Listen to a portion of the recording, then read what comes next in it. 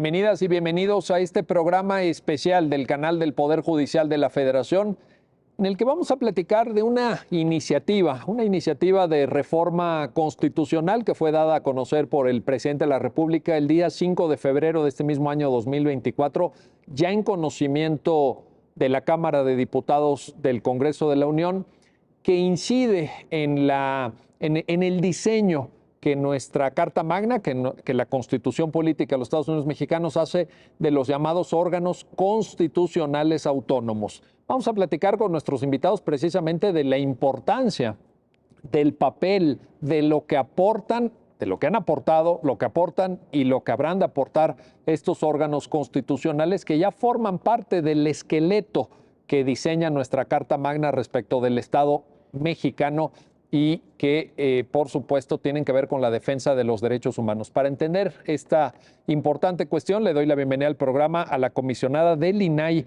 Josefina Román Vergara. Josefina, bienvenida. Hola, gracias. Gracias por estar aquí. Gracias. Y también a el comisionado presidente del INAI, Adrián Alcalá Méndez. Adrián, bienvenido. Muchísimas gracias, doctor. Muy buenas noches. Empezamos contigo, Adrián. A ver, ya tenemos órganos constitucionales en la Constitución Política de los órganos constitucionales autónomos, evidentemente, que representan, creo yo, y así lo ha dicho la doctrina especializada, un enriquecimiento de la división de poderes. Es decir, ya no es esa división de poderes del pensamiento ilustrado, Montesquieu, Locke, etcétera, la división tripartita. Ya claro. hay un diseño enriquecido, diría yo. ¿Cuál es la importancia del papel que juegan estos órganos? Partiendo de esa base, doctor, efectivamente las funciones que realizamos los órganos constitucionales autónomos las realizaba originalmente en la Constitución del 17 el Poder Ejecutivo. Las elecciones garantizaban la transparencia a través de las propias instancias públicas, se garantizaba ciertas otras facultades como regular el espacio aéreo, la competencia económica, pero surge la necesidad de establecer órganos que eviten la concentración del poder y por eso los órganos constitucionalmente autónomos tienen una diferencia radical porque están integrados por personas especialistas que no son parte de una ingeniería política en donde se tiene que participar a través del voto popular o a través de alguna designación. Somos electos quienes integramos estos órganos constitucionalmente autónomos por la vía indirecta, pero la fortaleza de los órganos reside precisamente en que de manera independiente sirven para regular el Estado y también sirven para regular incluso relaciones entre los particulares, como la propia la competencia económica y más. Los últimos órganos autónomos que existimos fueron precisamente los órganos garantes en materia de transparencia. Antes de eso, pues pasamos de la Comisión Federal de Elecciones al entonces Instituto Federal Electoral, luego el Instituto Nacional Electoral, la Comisión de los Derechos Humanos nace como un desconcentrado y los últimos en llegar somos los órganos en materia de transparencia, concretamente el INAI. Y empezamos a garantizar en los albores del 2002, el derecho de acceso a la información y la transparencia. Y posteriormente surge pero nace el derecho a la protección de los datos personales y se acuña en el artículo 16 de la Constitución. Pero lo que tenemos es la ventaja de ser imparciales, que ser autónomos, y garantizamos de esta manera también y evitamos la concentración del poder en el poder mismo. Ahí está la cuestión.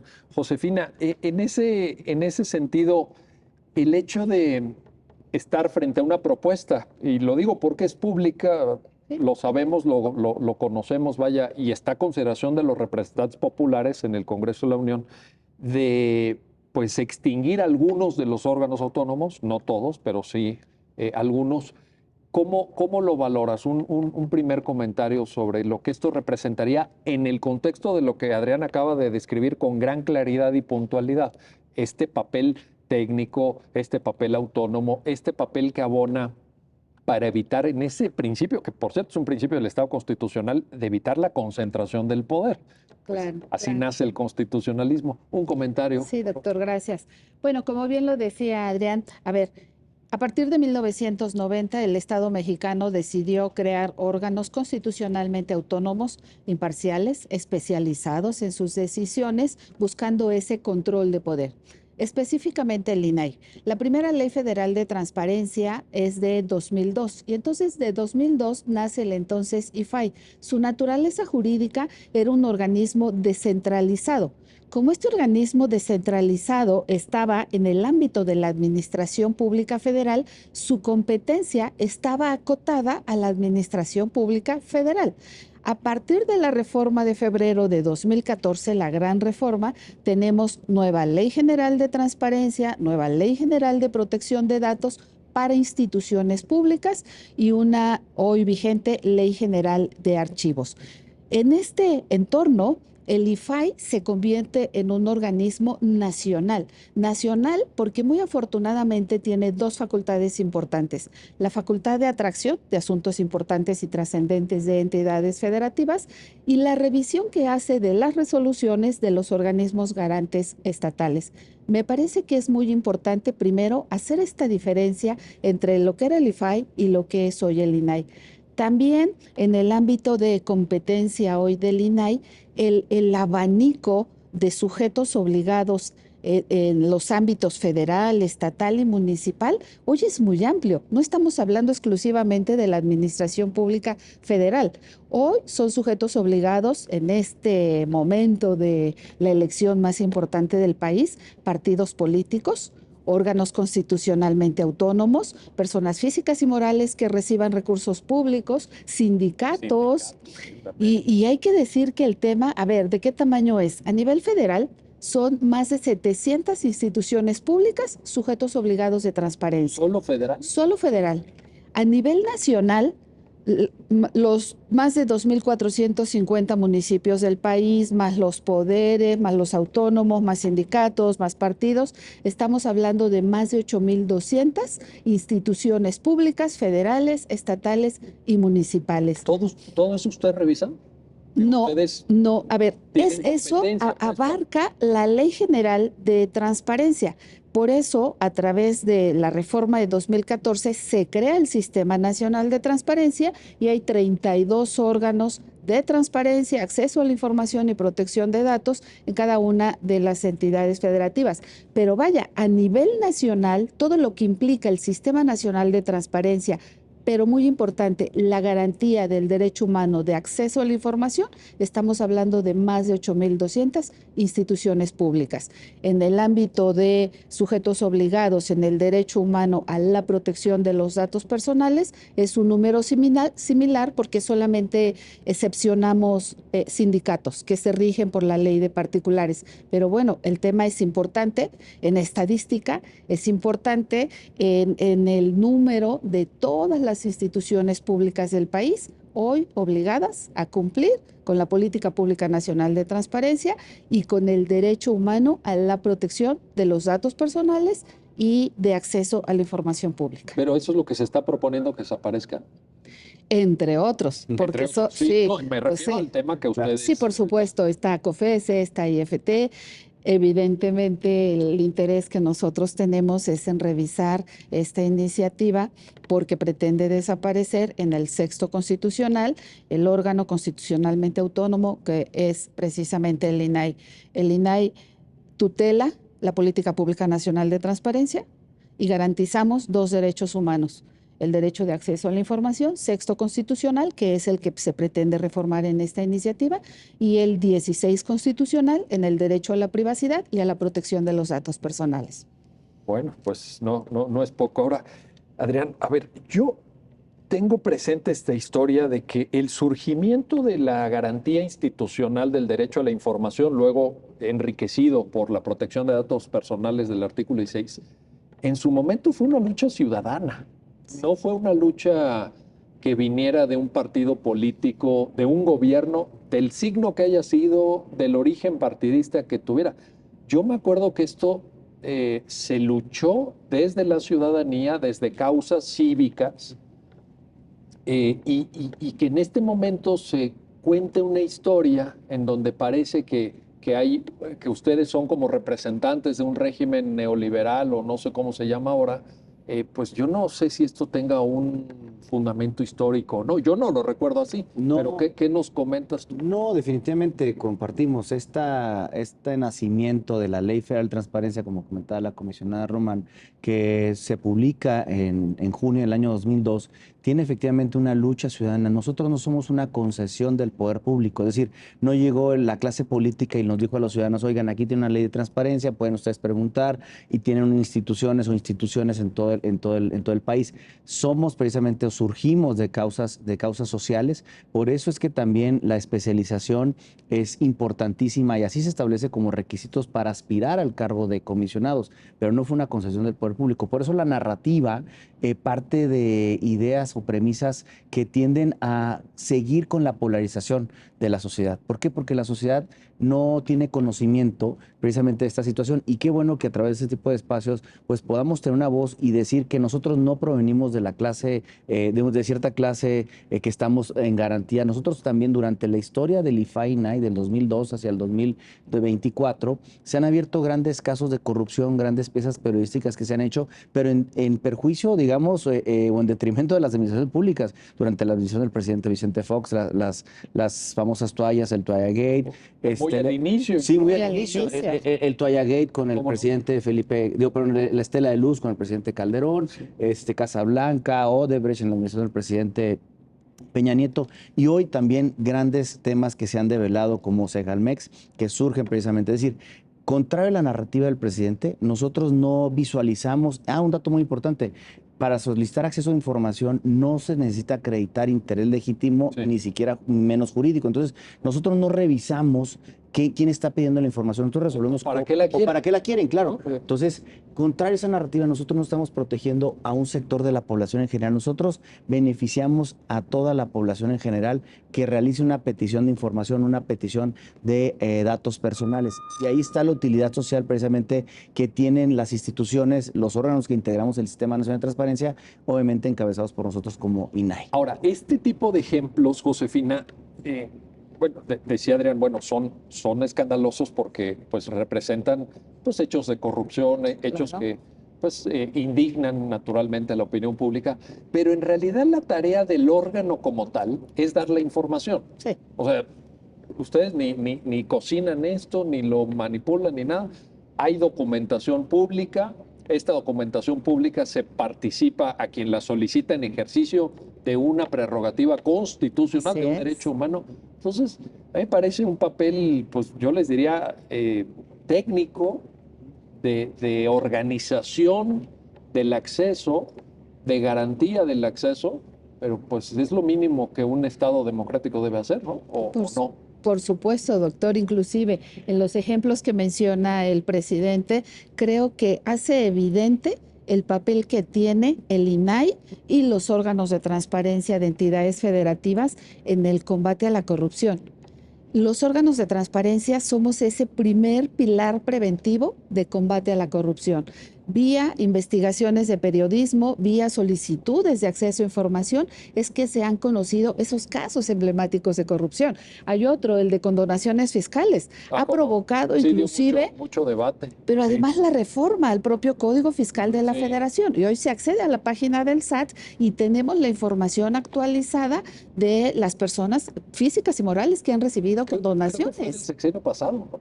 Ese Duró caso. mucho tiempo, todavía se estuvo judicializando, se judicializó la cumplimentación de las resoluciones del INAI, que fueron muchas, y al final se entregó la información. Pero este caso me gusta mucho señalarlo porque además provocó una reforma al Código Fiscal de la Federación para hacer siempre pública esa información. Entonces, así de importante es la labor que realizamos en el INAI. Otro de los asuntos que muy recientemente hemos votado, yo creo que apenas el año pasado, el de empresas factureras y operaciones simuladas. ¿Por qué se han conocido? Por las resoluciones del INAI. Hemos tomado decisiones verdaderamente importantes en materia de protección de datos. Hace poco decidimos hacer acción de inconstitucionalidad en contra del padrón de usuarios de telefonía móvil. Más de 130 millones de celulares en el país y teníamos que dejar datos biométricos. No se decía cuántos ni cuáles datos biométricos. Nosotros dijimos, oye, es un derecho humano la privacidad y la protección de los datos personales. Entonces, preguntamos a la Suprema Corte de Justicia de la Nación y nos dio la razón, absolutamente. Por ello es que podemos tener celulares sin tener que ir dejando en el camino la ruta de nuestros datos personales, inclusive los de apellido sensible, como son los biométricos. Entonces, esa es la importancia que tiene el INAI en nuestra sociedad y tratándose de datos personales, bueno, en esta vida digital. Que eso magnifica el riesgo Claro. de posibles violaciones en materia de datos. Claro, un apunte nada Por más favor. en abono a lo que comenta la comisionada. Nosotros, al ser la única autoridad en el país garante de la protección de los datos personales y a nivel federal, también contribuimos a la prevención, al combate de la corrupción. Nosotros determinamos en un acuerdo el año pasado precisamente cuáles datos tendrían que abrirse para identificar al beneficiario final.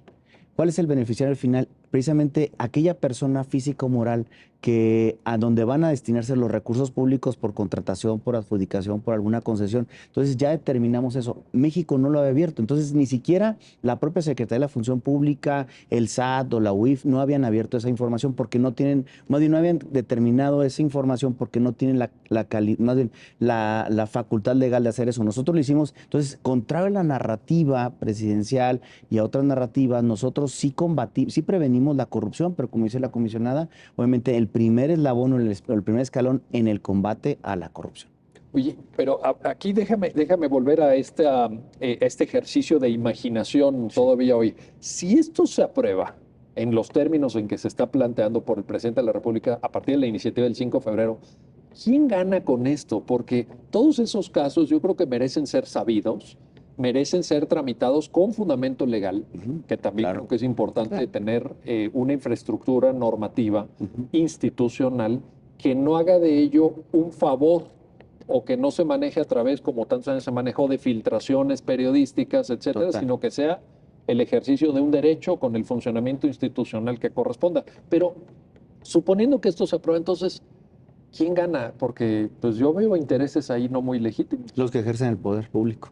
de plano. Son los que ganan. Pero entonces lo ejercen en la De sombra. manera discrecional. En la sombra. Exactamente, en En la la sombra, opacidad. en la opacidad total, sería una regresión de más de 20 años. Es lo que te voy a en la decir, pero no, garantía. no venimos de allá, Adrián. Pues venimos de allá. Nosotros precisamente hemos ido incrementando, conforme a lo que establece el propio primero constitucional, los principios de progresividad de los derechos humanos. Entonces, vamos precisamente en la amplitud, en la expansión de los derechos fundamentales. Entonces, eso sería una regresión, porque entonces cada oficina, cada secretaría, cada dependencia gubernamental, esas 8,200 que ha hablado la comisionada Román en su primera intervención, serían precisamente quienes determinarían si se entrega una información o no se entrega una ¿Ellos información. solitos? Ellos solitos, ¿por qué? No, entonces imagínate. Porque en el espacio del 2002 al 2014, por lo menos había un instituto federal, a nivel federal, que regulaba toda la administración pública federal, centralizada, descentralizada, desconcentrada y la paraestatal.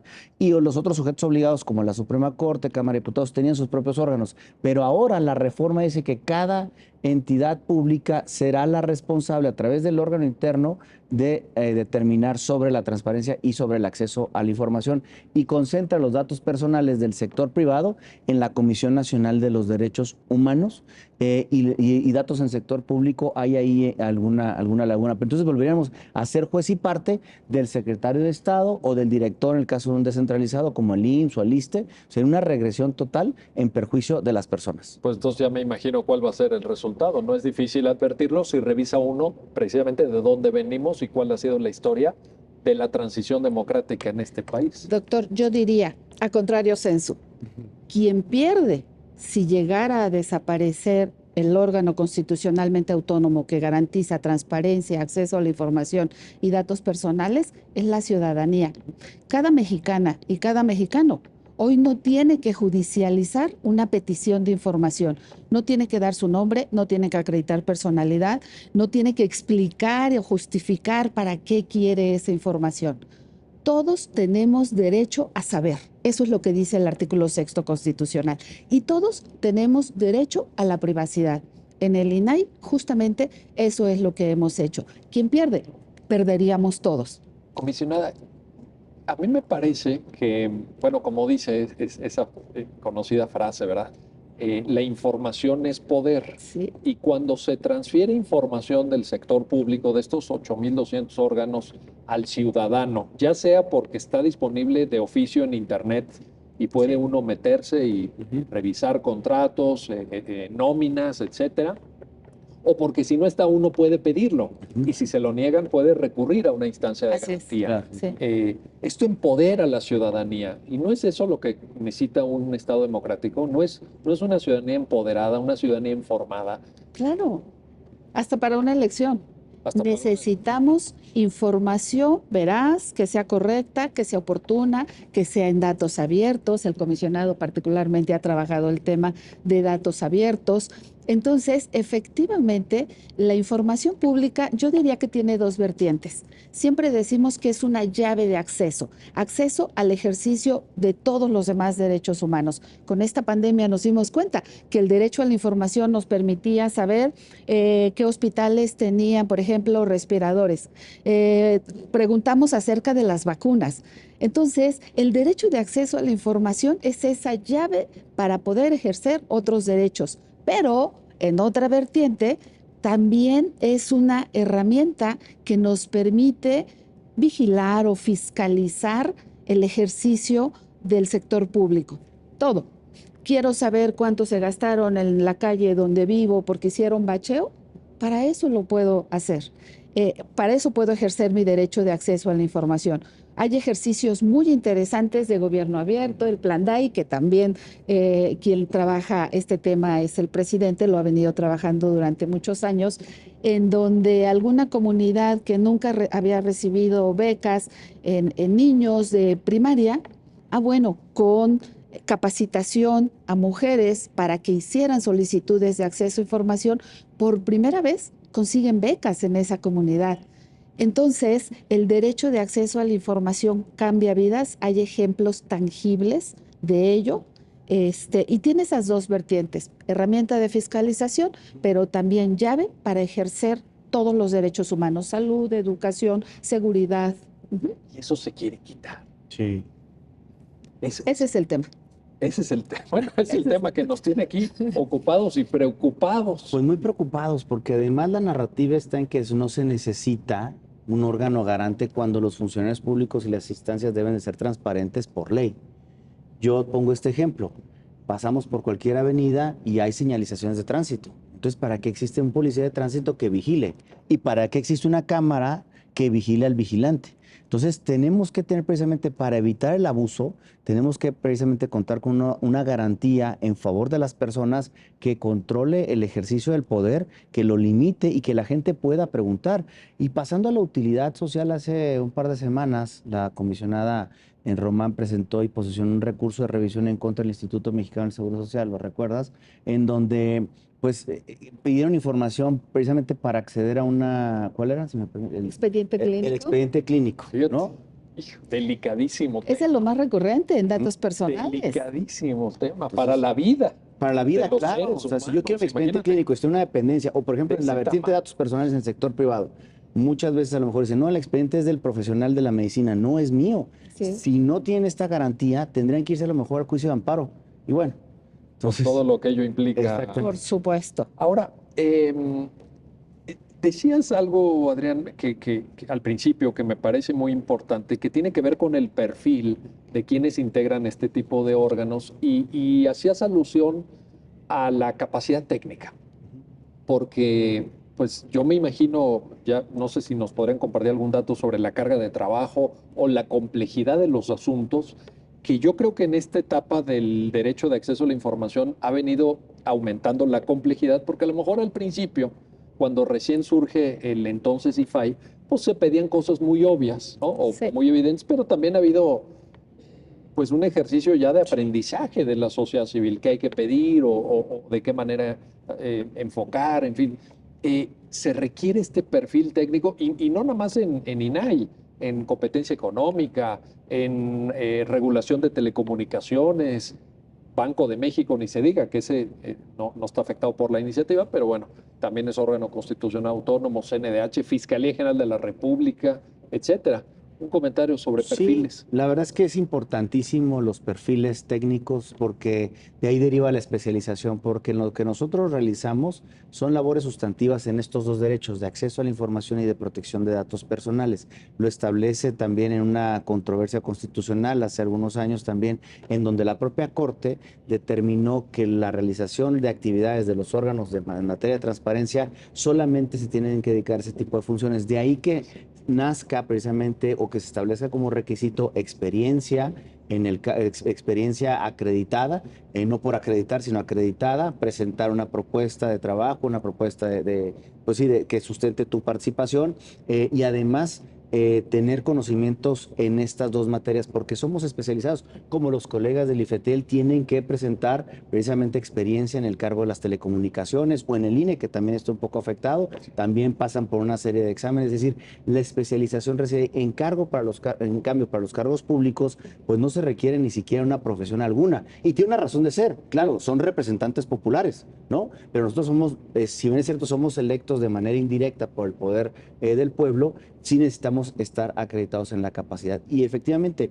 ahorita hablando de datos, la transparencia ha pasado por tres tipos de generaciones. La primera generación, transparencia para conocer, la gente quería conocer los sueldos, los salarios, las ubicaciones de las oficinas, vencer el miedo, por eso la anonimidad, el anonimato. Claro. Es cierto que no había ninguna represalia. Luego transparencia para conocer, primero fue transparencia para conocer, luego para saber, y hoy estamos pasando por la transparencia para resolver. Como decía la comisionada, es un derecho llave, es un derecho puente que me permite el ejercicio de otros derechos.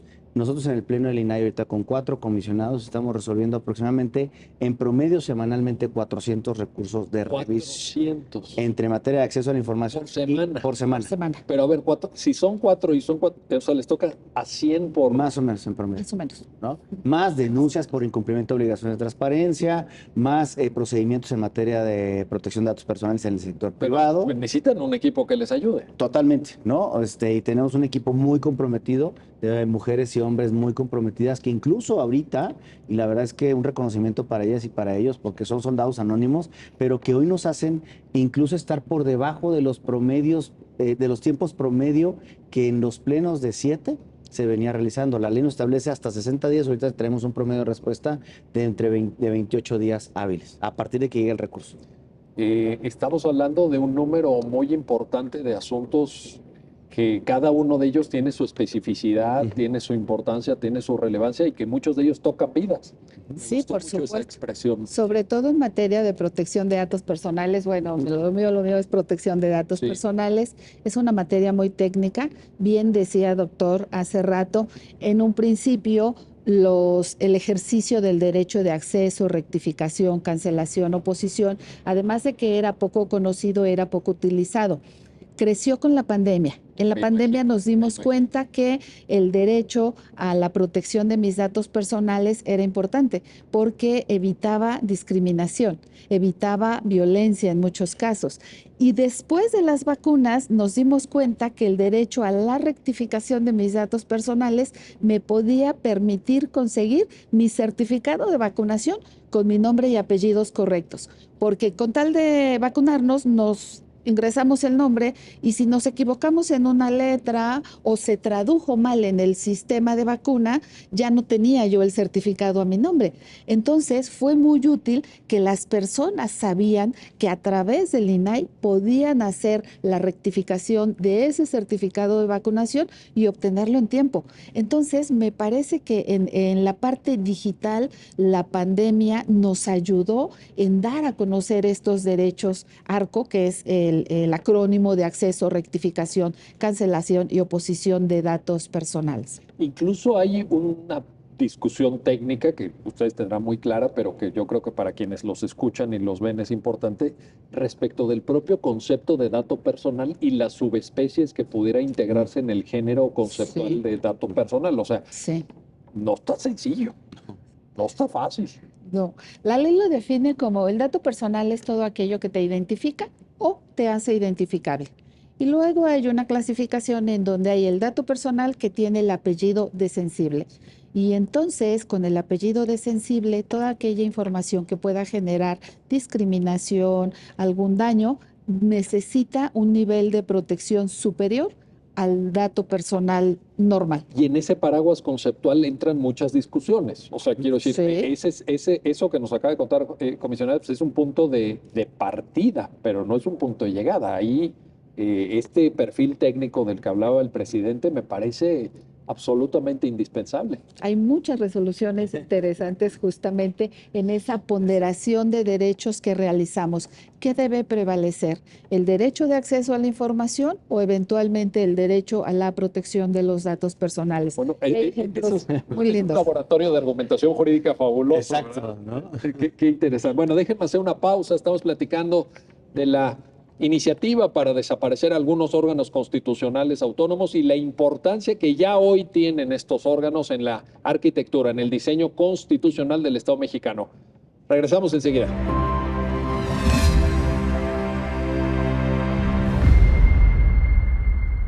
Ya estamos de vuelta, ya estamos de regreso en este programa especial del canal del Poder Judicial de la Federación. Estamos platicando con nuestros invitados de la importancia, el papel central que hoy juegan los órganos constitucionales autónomos en la defensa y garantía de los derechos humanos de todas las personas. Regresamos contigo, Adrián, porque Adrián Alcalá, también hay un tema que tú plantabas al inicio que me gustaría tocar con algo más de detalle, y es el carácter especializado, que creo que empata muy bien con lo que decíamos antes del corte de el perfil técnico de quienes integran los órganos constitucionales autónomos, pero no es lo mismo la CNDH, que el Banco de México, que la regulación de competencia económica, que la regulación energética, por ejemplo, que la protección de datos o la garantía del derecho de acceso a la información. ¿Por qué se requiere esta especialización? Precisamente por lo que estamos resolviendo son derechos fundamentales, concretamente dos.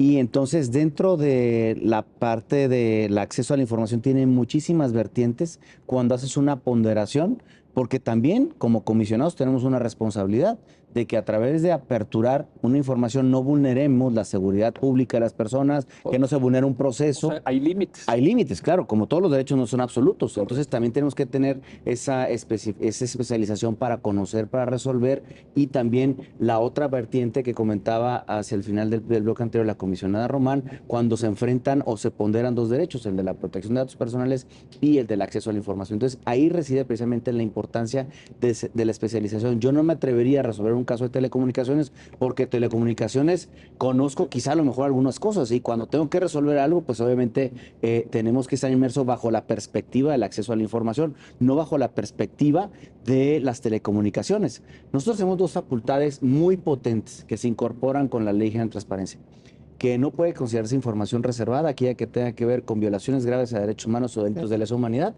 o actos de corrupción. Nosotros no somos fiscales para determinar si es una violación grave de derechos humanos o es un caso de corrupción. Sencillamente lo que hacemos nosotros es, a la luz del acceso a la información, nos allegamos de pruebas de criterios sustantivos, cuantitativos y cualitativos para determinar si para efecto de acceso a la información es posible que esta información se dé a conocer al público, así como lo hemos hecho a lo largo de la historia, como la guardería ABC, lamentable que hace guardería ABC, Ayotzinapa, Tlatlaya y otras graves violaciones a derechos humanos. ¿Se acuerdan ustedes del caso de la masacre de San Fernando? Claro, ahí es donde surge... Lo digo porque llegó a la corte el caso. Y entonces ahí es donde surge el cambio de interpretación. Recordarás que anteriormente se conocía como una garantía social, las 10 palabras que están inscritas desde el 77 en el artículo 6 constitucional, y entonces la Corte ha ido un giro y dice, no, hay una obligación positiva y una obligación pasiva. La obligación del Estado consiste en informar de lo que realicen para determinar si se están realizando correctamente las actuaciones, concretamente en este caso en particular. Pero volviendo al tema, y también cuando determinamos casos de corrupción, nosotros no calificamos porque no somos autoridades fiscales para determinar si hay un caso de corrupción, sino precisamente si merece ser abierto. Entonces, por eso reside ahí la especialización, concretamente de parte de quienes integran los órganos garantes, no solamente del INAI, sino también de todas las entidades federativas. Bueno, y ahí esa facultad fue perfectamente establecida por la propia Suprema Corte de Justicia de la Nación, con todo el fundamento constitucional. Josefina Román, ahora, tradicionalmente lo que discutíamos en materia de acceso a la información era eso, es esta complejidad hermenéutica de construcción argumentativa sobre cuáles son los límites, si tal resolución había preservado adecuadamente esos límites, si se había logrado un equilibrio adecuado entre el acceso y algunos otros bienes jurídicos tutelados, etcétera. Y de pronto cambia todo este debate que llevábamos años ahí y que todavía a mí me parece que faltaba mucho por avanzar. Y estamos hablando si existe el órgano o no existe. ¿En qué momento nos cambiaron la película?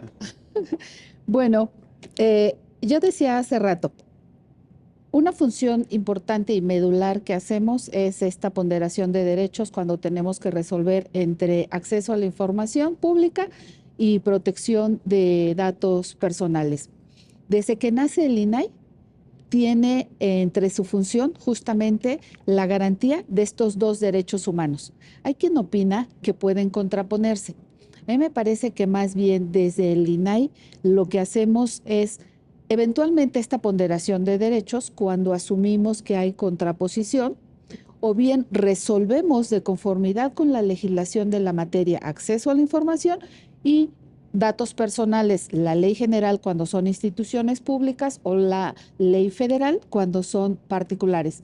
Yo hace rato, doctor, mencionaba que en el INAI tenemos ejemplos muy bonitos de ponderación de derechos y de la importancia del INAI en hacer este ejercicio en un mismo pleno especializado, como lo señala el presidente.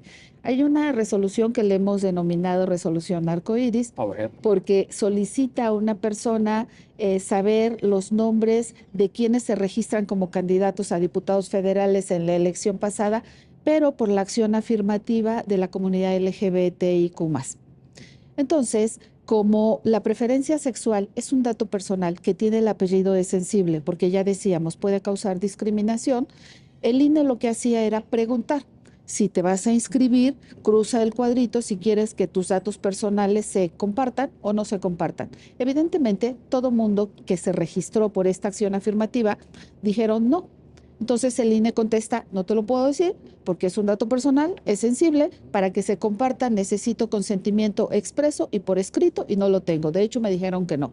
Al final de cuentas, en el pleno del INAI analizamos, discutimos, fue una discusión muy amplia y al final por unanimidad dijimos, a ver, la lucha de esta comunidad en situación de vulnerabilidad ha sido social.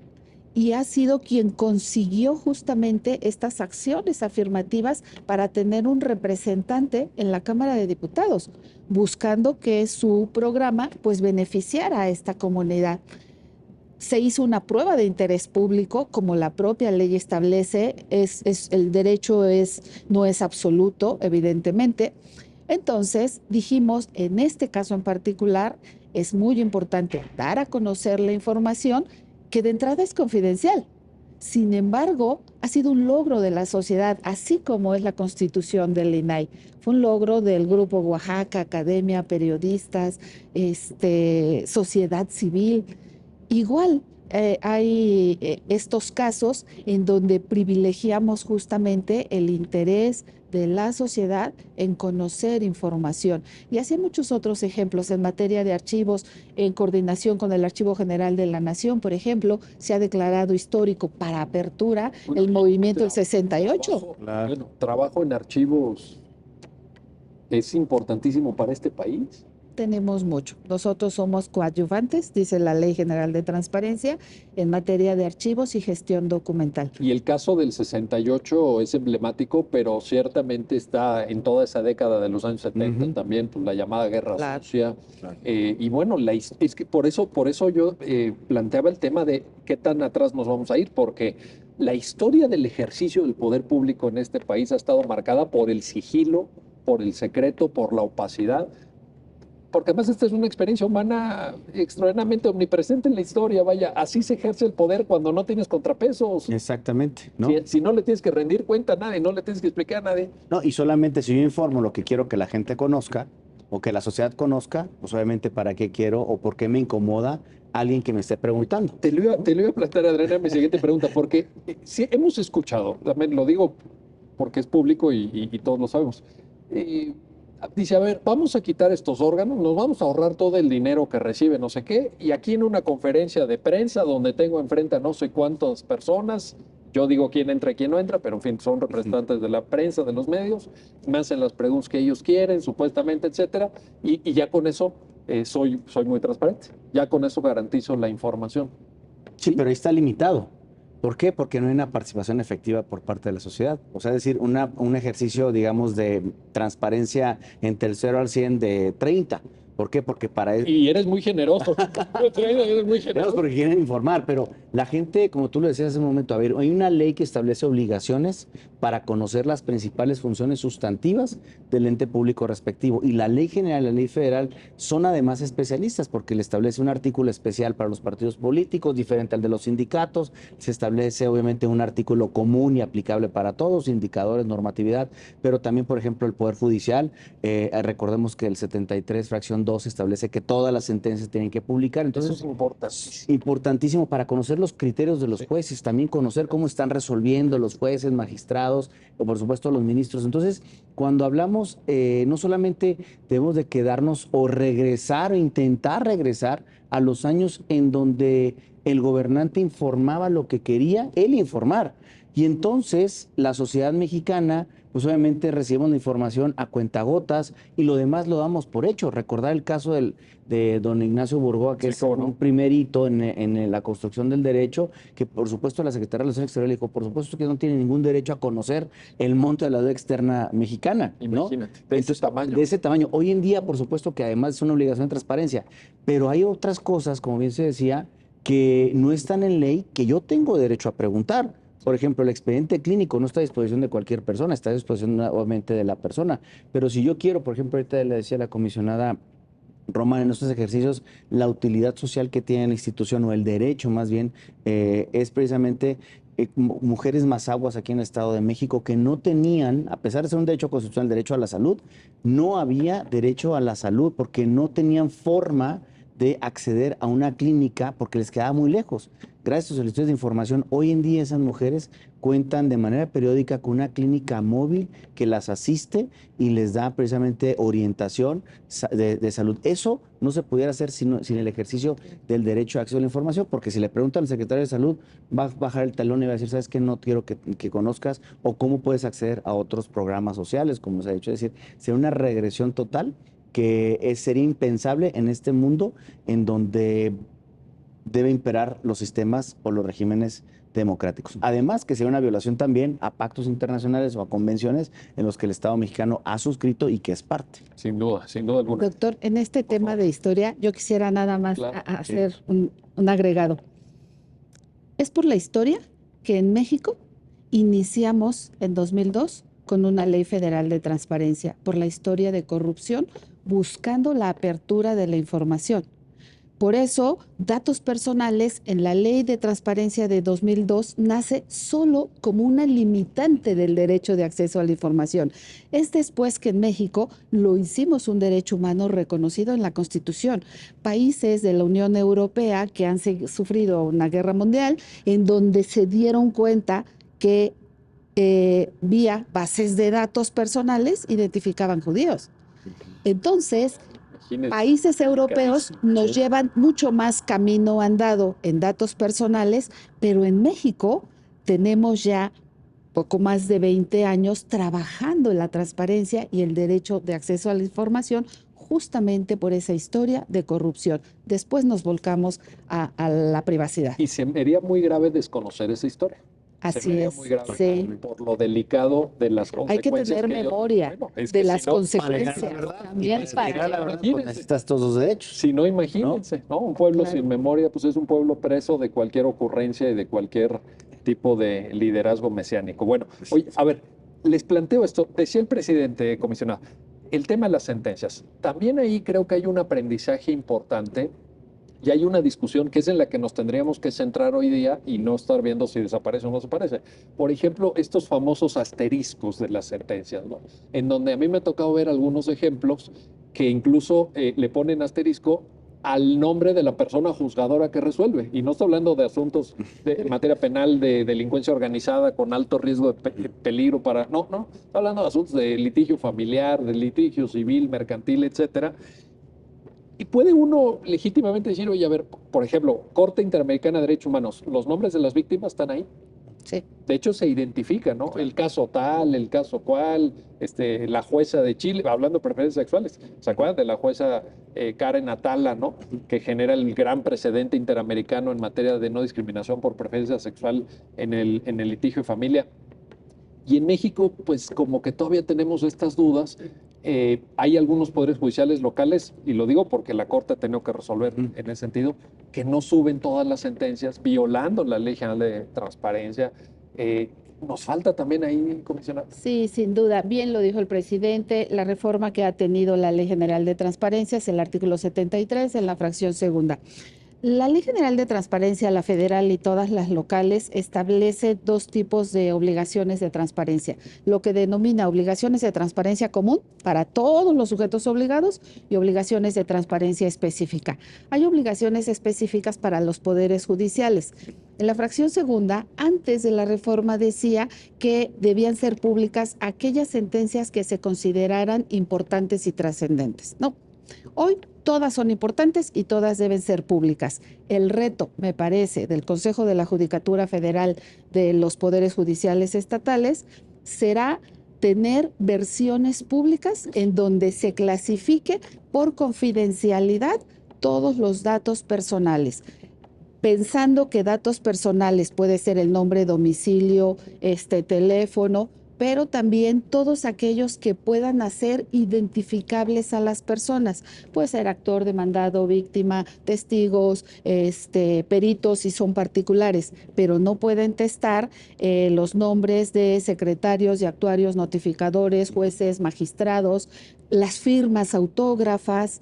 Entonces, toda esa información que es pública y nace pública debe permanecer en las versiones públicas, que sí se debe de clasificar por confidencialidad, datos personales y principalmente datos personales sensibles. Es que de repente lee uno sentencias donde son puros asteriscos, no entiendes nada, sí, ¿no? Te ocultan la argumentación, entonces dices, formalmente es público el documento, Sí. porque pues sí te lo dieron, ¿verdad? Pero tienen tantos asteriscos que ya no entendiste nada. Sí, Es que hacia allá tendremos que, perdón. Esa es la discusión. O sea, hacia allá tenemos que ir. Por ejemplo, hay casos de buenas prácticas en donde, por ejemplo, Oaxaca, el Poder Judicial identifica el testigo 1, ¿sí? Dijo esto, el testigo 2 esto, el perito, o sea, protegiendo la confidencialidad, pero dándole una coherencia precisamente a la sentencia para que cualquier persona, bajo el argumento, bajo la disposición legal que tiene que publicar todas las sentencias, pueda entender precisamente la disposición. Hacia allá tendríamos que ir, homologación, estandarización, por ejemplo, en tema de menores, un magistrado, un tribunal para menores me decía, oye, está muy interesante. los criterios de clasificación de las sentencias familiares, penales, civiles, no nos aplican a nosotros, porque si yo le digo que un chico está en determinada colonia, lo puedo hacer identificable, ¿no? Es decir, tenemos que establecer ciertos criterios diferentes y no genéricos. Hacia allá íbamos a ir cuando de repente nos dicen, a ver, vamos a discutir sobre la permanencia o no prevalencia de las instituciones. Y en este tipo de iniciativas tiene un efecto distractor en la opinión pública. Y entonces, en esa lógica de avance, de progresividad en la garantía del derecho, que ya llevaba 2 décadas y que íbamos, creo yo, avanzando, sobre todo comparando con la historia y como ustedes lo han descrito con perfecta claridad, pues de dónde veníamos y todo, y de repente nos cambian la narrativa y este tipo de debates que a mí me parecen extraordinariamente sustantivos, es decir, cuándo sí, cuándo no, qué límites, qué conceptos, hasta dónde puedes testar o no testar, etcétera. La discusión que hemos tenido, yo creo que todavía es una discusión abierta, por ejemplo, sobre acceso a carpetas de investigación. También ahí, porque claro, hechos de corrupción se denuncian, se tramitan en su vertiente penal carpetas de investigación que no se judicializan y ahí queda. Oye, pues entonces el ciudadano dice, ¿qué pasó? O el NAP, ¿no? En la ejecución penal, ¿no? O sea, por ejemplo, han clasificado, han pedido carpetas de investigación por temas de corrupción, se determina el NAP, entonces vienen con nosotros. Entonces, ese debate lo tenemos semana tras semana nosotros. O sea, no es un tema... a mí me parece importante. Claro, y totalmente trascendental. Sí. Entonces, es trascendental. Eso es hacia la construcción del derecho, es a donde tenemos que ir, porque no hay una receta única para determinar en este caso siempre va a ser 1 más 1 van a ser 2, ¿no? Es precisamente la ponderación. No, y me imagino que también en esta lógica, porque como decíamos, ¿no? Al principio a lo mejor se solicitaban cosas un tanto obvias, un tanto elementales. ¿Cuánto gana? Pedían sueldos. Sueldos. Y hoy ya El está. típico era el Y hoy ya está. Sí, ya. contratos, resultados de procesos licitatorios, etcétera. Bueno, más o menos los usuarios del sistema ya sabemos cómo encontrarlo, pero todavía hay muchos temas por discutirlo. ¿Dirían que es un derecho en construcción todavía? Sin duda. Sí, sí. Y hay que aprender a hacer solicitudes, ejercicios ponderativos también. Todos los días recibimos solicitudes de acceso a la información novedosas. Este tipo de asuntos en donde la reserva de la información puede ser por seguridad nacional o porque el asunto está judicializado y subyúdice, porque sí, derechos humanos o no violaciones graves a derechos humanos, son análisis casuísticos que efectivamente nos lleva mucho tiempo y son de todas las semanas estar discutiendo. Y en protección de datos igual, doctor. O sea, protección de datos, cada uno tiene sus propias características. Empresas de servicio médico o instituciones públicas de servicio médico, servicios financieros. Es poco utilizado, por ejemplo, el derecho de oposición o de cancelación a datos personales. Cuando hablamos de cancelación, hacemos análisis, por ejemplo, aunque no está normado en México, el derecho al olvido, identificamos si es servidor público, si no servidor público. Entonces, son análisis que hacemos de cada uno de los casos especiales, poco estudiados y que todos los días pueden ir cambiando. La mayoría, porque resolvemos miles de asuntos al año, tenemos ya muy definido el criterio y bueno, eso los hacemos bastante rápido. Ha habido un aprendizaje institucional. Claro, ahorita en tema de datos personales se me viene a la mente también que hemos resuelto muchos asuntos o personas han solicitado bajo el libre desarrollo de la personalidad que se corrijan sus datos personales porque la autoridad educativa civil no quiere corregir. ¿No? Pero es un derecho humano, es un derecho fundamental. Entonces acuden a nosotros y hemos ordenado la corrección de datos personales bajo este principio, bajo este derecho fundamental, el libre desarrollo de la personalidad, ¿no? Cuando una persona cambia de sexo. Sí, sí, claro, sin duda, que ha sido reconocido por el Poder Judicial de la Federación precisamente como un derecho humano. Ahora, para acercarnos ya a la conclusión, presidente, ¿qué cantidad de asuntos ha traído el tema de acceso a la información en estos años? Estamos hablando de 10,000 solicitudes quizá. Más de 3 millones de solicitudes a lo largo de la historia. 3 millones. De la historia del IFAC a ahorita. 3 millones de solicitudes. Claro. 3 millones en el ámbito federal, más otro tanto en todas las entidades federativas. O sea, más o menos 6 millones de solicitudes de información en estos 20 años en la construcción de este derecho, ¿no? Y la gente cada día pregunta más. Y efectivamente, como le decíamos, transparencia para conocer, la gente quería conocer los salarios, dónde se ubicaban las oficinas para saber y luego para resolver. Entonces, ahorita la gente está haciendo preguntas muy técnicas. ¿Por qué? Porque precisamente para los colegas abogados les sirve muchísimo para diseñar una estrategia, una defensa, una asesoría, etcétera, un planteamiento correcto, o precisamente para cuestiones sociales también sirven. Entonces, son más de... el derecho no es un derecho que esté inerte, es un derecho que está vivo y día con día, como dice la comisionada, nos hacen solicitudes de información a todos los ámbitos que acumulan más de 3 millones de solicitudes. Comisionada, para terminar, si pudiéramos hacer una reflexión conclusiva de todo esto que hemos mencionado a efecto de que quienes están escuchando y viendo el programa tuvieran un criterio para saber qué destino le esperaría esta iniciativa de reforma constitucional, ¿qué podríamos mencionar, por favor? El INAI, como órgano constitucionalmente autónomo, lo que defiende, lo que tutela son 2 derechos humanos. Acceso a la información pública, que ya dijimos, además ha potenciado la participación de la ciudadanía, porque hoy la ciudadanía es mucho más participativa, mucho más conocedora de la información y pregunta más. Al principio, un dato, preguntaban más los hombres.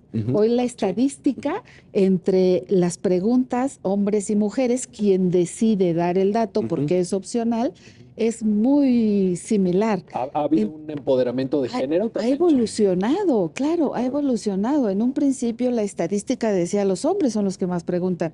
Hoy pregunta sector empresarial, hoy pregunta academia, hoy preguntan periodistas, estudiantes, amas de casa. Entonces, eso es lo que hacemos en el INAI. El INAI es un pilar de la democracia mexicana. El INAI es importante porque defiende los derechos humanos de las personas. El INAI es importante porque llevamos hasta las últimas consecuencias una investigación, por ejemplo, de indebido tratamiento de datos personales. En el sector privado hemos impuesto multas de hasta 36 millones de pesos y se han pagado. Entonces, el INAI es muy útil para garantizar estos dos derechos humanos. Hace falta repetirlo muchas veces para que nadie Muchas lo... veces. Exacto. Josefina Román Vergara, Adrián Alcalá Méndez, gracias. Gracias a los dos por Gracias. ayudarnos a entender este importante tema y gracias a usted que nos hizo el favor de acompañarnos en este programa especial del canal del Poder Judicial de la Federación. Hasta pronto.